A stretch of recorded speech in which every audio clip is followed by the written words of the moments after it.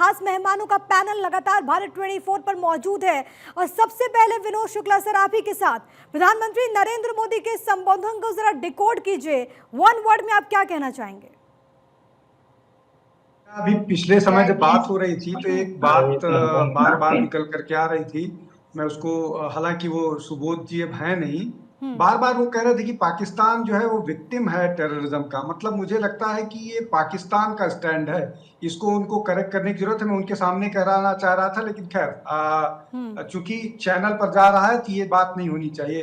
अब मैं आपके प्रश्न पर आता हूँ कि बाकी जो प्रधानमंत्री लगातार टेररिज्म की बात कर रहे हैं कि टेररिज्म से निजात पाना जरूरी है।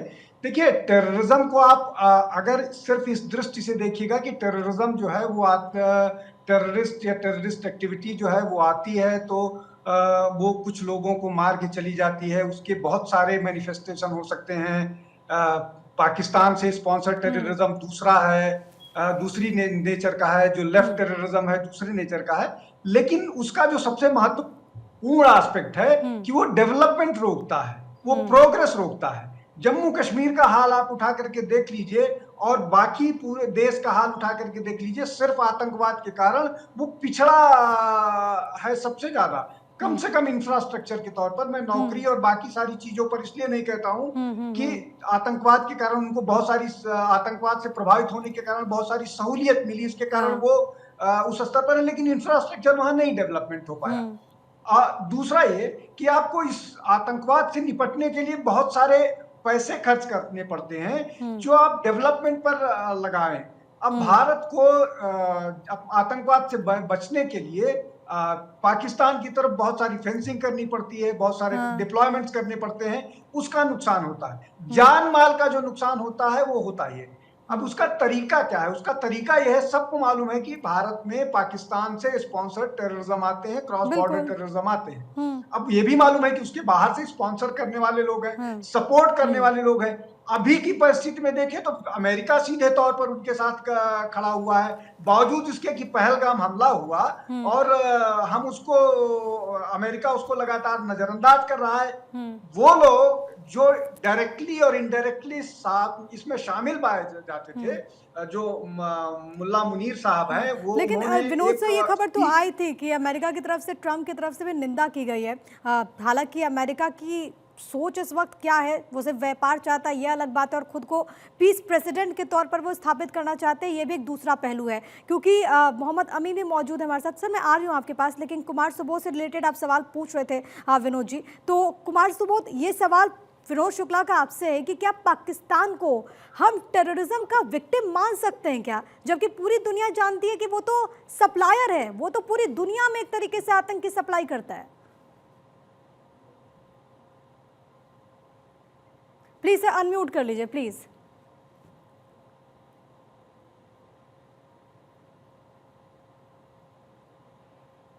मैं शुक्ला जी के बातों से सहमत हूं कि आतंकवाद एक बहुत बड़ा मुद्दा है, हमारी आर्थिक प्रगति और सारी प्रगति को रोकता है। जब तक कि अमेरिका खुद आतंकवाद का विक्टिम नहीं बना था, तब तक दुनिया में आतंकवाद के प्रश्न को उसने उठाया भी नहीं। 9/11 के बाद उसने दुनिया को सामने में रखा। लेकिन एससीओ जो करवट लेगी, जो दिशा और दशा बदलेगी दुनिया की, वह आर्थिक रूप से बदलेगी। और जो पहले से लोग भविष्यवाणी कर रहे थे उनकी बातें मैं कर रहा हूँ। अमेरिका की जो ग्लोबल वर्चस्व था उसको टाटा बाय बाय। अब इससे क्या होगा कि हमें उस बात पर जोर देना है। प्रधानमंत्री ने भी कहा है कि सिक्योरिटी, कनेक्टिविटी एंड अपॉर्चुनिटी, इस बात पर उन्होंने जोर दिया।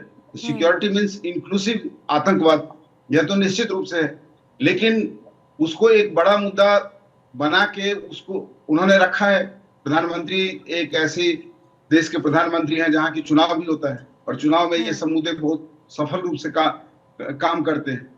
चीन भी आतंकवाद का विक्टिम है। चीन विक्टिम नहीं, चीन भी विक्टिम है, मैं भी विक्टिम हूँ और पाकिस्तान भी विक्टिम है। तो आतंकवाद एक ग्लोबल मुद्दा है जिसको कि रखना चाहिए। लेकिन पाकिस्तान उसने का अपने शांत आस्तीन होना में सांप इस को बात पाला का है ना कुमार द्योतक सुबोध, ये तो है पूरी दुनिया जानती कि है कि पाकिस्तान ये पाकिस्तान समझ सालों गया से कि पूरे वर्षों से इशारे यही उसके कर रहा तरफ हो रहे है। हैं। और दूसरी अब बात उसको ये क्या है कि कहेंगे? पाकिस्तान को ये चीज चुभती इसीलिए नहीं है क्योंकि उसकी प्राथमिकता तो वहां की आवाम है ही नहीं, उसकी प्राथमिकता तो वो आतंकी है जिसको उसने पाला, और वही उसको कभी कभी घाव दे देते हैं। अमीन साहब आपके पास आऊंगे और एक बार फिर से वही प्रश्न के साथ उसके मैं एक मिनट आ रही हूँ सुबोध जी, एक उसका बार अमीन जी को भी चर्चा में शामिल कर लेती हूँ। उसकी जिम्मेदारी है आर्मी को पालना और आतंकवाद को पालना, ठीक है, दोनों ठीक है अमीन साहब दोनों आपसे। को पालना उनकी, ठीक है सर, क्योंकि ठीक है, उनकी आर्मी ही चाहती है कि आतंकवाद। ओके, ठीक है फिर वो विक्टिम कैसे हो गए सुबोध जी विक्टिम कैसे हो गए फिर? सर। एक बार इस चर्चा में नहीं अमीन तो साहब को भी जोड़ आर्मी का लेते हैं। होने की क्या जरूरत है? ठीक है, सार्थक एक चर्चा कल हो जाए, अमीन और साहब को भी जोड़ लेते एक बात हैं। अमीन साहब मैं एक बात सिर्फ और याद 30 दिलाना सेकंड चाहता में, हूं कि ठीक है, अमेरिका 30 सेकंड। चाहता है कि बांग्लादेश को भी वो प्रोपगेट करे ये बातें, क्योंकि आप बाइडेन के समय में जो हो रहा था वो छोटी सी आइलैंड के लिए जो झगड़ा हो रहे थे जिसके चलते, लेकिन भारत ने ये कह दिया कि हम शांति प्रिय हैं और शेख हसीना को भारत में रखना और शेख हसीना के साथ बातचीत करना, यह साबित होता है कि भारत आतंकवाद के खिलाफ है और बांग्लादेश आतंकवाद की तरफ मुड़ रहा है। सर इससे पाकिस्तान कैसे विक्टिम हो गया आपकी बातों से? एक बार सर अमीन सर को भी शामिल कर लेते हैं, वो भी बहुत देर से हमारे साथ जुड़े हुए हैं। हम इस पे कंटिन्यू करेंगे sir, it's okay, no issues. Amin साहब, प्रधानमंत्री नरेंद्र मोदी का संबोधन, इस संबोधन के क्या मायने हैं और क्या ये समझा जाए कि हमेशा प्रधानमंत्री वैश्विक मंच से बहुत नपे तुले शब्दों का इस्तेमाल करते हैं, लेकिन इस बार जो उन्होंने, एक बार फिर से शायद प्रधानमंत्री कुछ कह रहे हैं।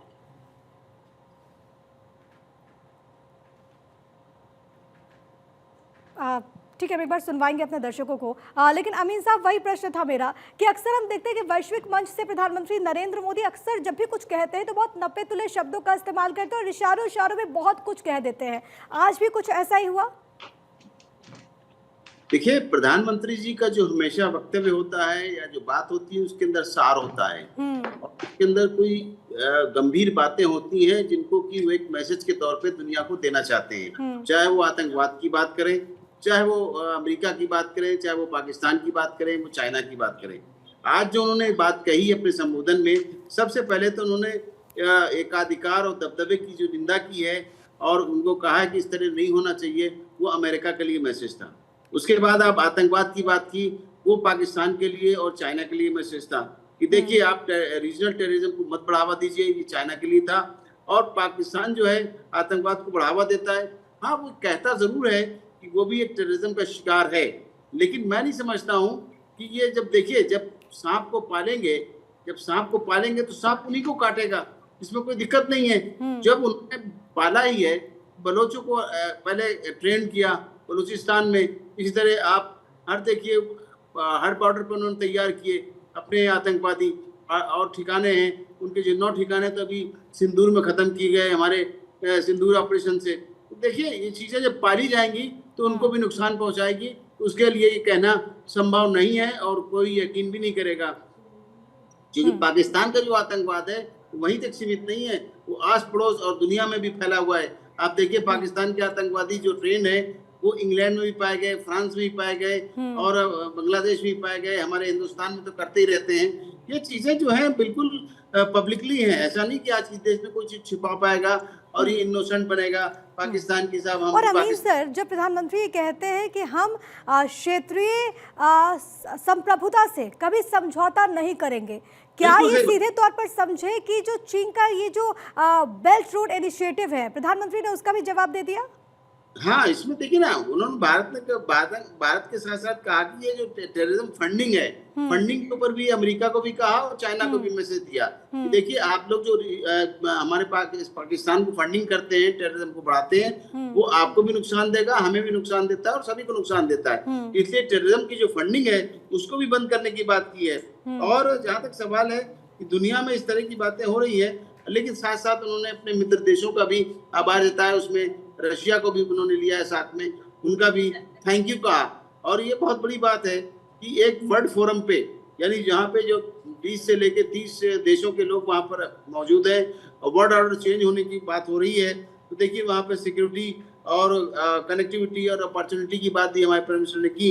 ये सीओ के लिए एक बड़ी इंपॉर्टेंस बात है और दुनिया में मैसेज जा रहा है, हर एक फोटो का मैसेज जा रहा है। एक फोटो में आपको देखने को मिलेगा कि किनारे खड़े हुए पाकिस्तान के प्राइम मिनिस्टर और हंसते हुए हमारे प्राइम मिनिस्टर और पुतिन एक साथ निकल गए। ये क्या दर्शाता है कि उनको इग्नोर किया गया। यानी रशिया ने भी उनको इग्नोर कर दिया, हमारे भारत तो बात करने को तैयार है ही नहीं। इस तरह की चीजें जो बातें देखने को मिल रही हैं, हर एक फोटो का कोई ना कोई मैसेज है। आप देखिए, हर बात का कोई ना कोई मैसेज है, हर शब्द का कोई ना कोई मैसेज है जो दुनिया में नोट किया जा रहा है, दुनिया में देखा जा रहा है।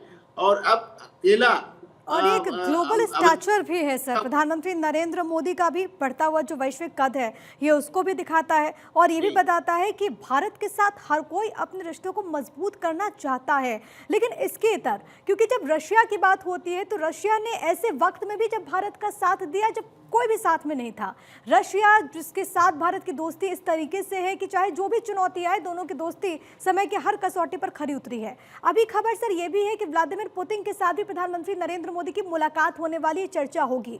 इस मुलाकात से क्या संभावना है ऐसे वक्त में जब रूस यूक्रेन युद्ध लगातार जारी है, जब रशिया से तेल खरीदने पर ट्रंप पेनाल्टी इंपोज कर चुके हैं भारत पर, जब यूक्रेनी राष्ट्रपति जेलेंस्की ने प्रधानमंत्री नरेंद्र मोदी से फोन पर बाकायदा बात कर ली, तो आज की मुलाकात और ये बायलैटरल जो टॉक्स है उससे क्या सर उम्मीद आप कर रहे हैं? देखिए, आज जो हमारे कल तो हो गई चाइना के प्रेसिडेंट से मुलाकात, आज हमारे प्राइम मिनिस्टर की मुलाकात जो है पुतिन से होगी। इस स्ट्रेटजी के जो बायलैटरल टाइज है उन पे बात होगी, टेररिज्म, ट्रेड के ऊपर बात होगी और हमारी जो एनर्जी है डिफेंस के बारे में बात होगी। इंडिया रशिया जो है उसकी जो टाइप है, क्लोज रिलेशनशिप है, उस पर भी बात होगी कि ये जो वेस्टर्न कंट्रीज का जो इन्होंने धमाल मचा रखा है कि इस तरीके से जो बीच में नाम लेते हैं रशिया का और रशिया के नाम लेके हमारे ऊपर जो टैक्स टैरिफ लगा रहे हैं, उसको इश्यूज को डिस्कस किया जाएगा जो रीजनल ग्लोबल इश्यूज में होगा। इकोनॉमिक कॉपरेशन है और सिक्योरिटी है एंड टेक्नोलॉजी के ऊपर बात होगी। रशिया जो है यूक्रेन के ऊपर भी बात करेगा, यूक्रेन वार हो रही है, क्योंकि इसमें जेलेंस्की ने जो यूक्रेन के प्रेसिडेंट है उन्होंने भारत से चाहा है, कहा है कि इमीडिएटली सीज फायर होना चाहिए और सीज फायर होने के लिए पीस शांति चाहते हैं, जो कि अभी देखिए इनकी वहां पर ऑलरेडी बात हो चुकी पुतिन की और यूएस प्रेसिडेंट की अलास्का में, उसके बाद शांति नहीं हुई है।